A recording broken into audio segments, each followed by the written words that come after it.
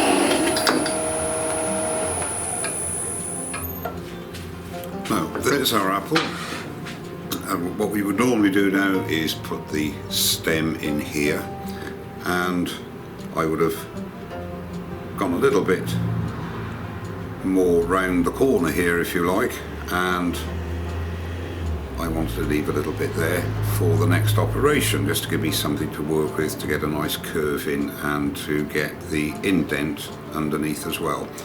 So, as I say, normally we'd be parting that off, we'd have a flat bottom, sand it off, and it would stand on a surface like so. But this is where we're going to hopefully make it look a bit more realistic. So I'll put the screw chuck in to the chuck, and we'll finish off the bottom, and I'll show you what I'm going to use as the calyx to go into the little hole in the bottom there.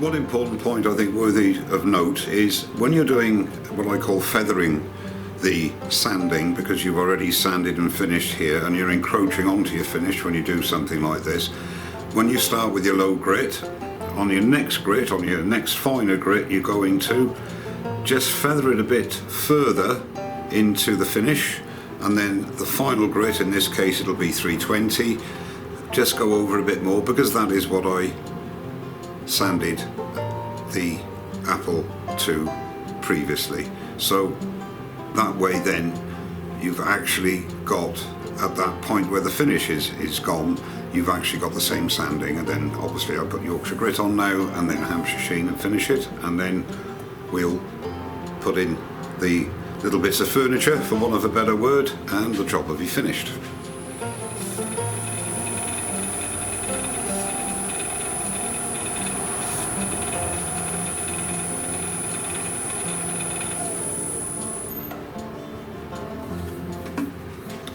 So now we're going to screw in,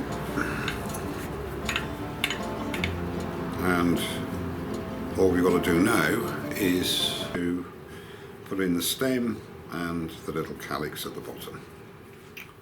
Okay, so now we're at the final stage. there's the stem, and that is a twig off an apple tree, as it happens.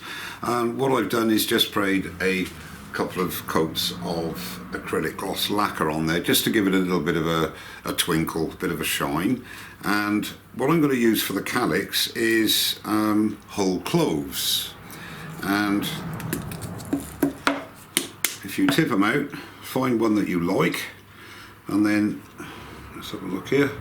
Yeah, that one there's got a couple of little spikes on the end, and that just fits in the bottom like so. And you press that in with a little bit of CA glue, which I'm going to do now.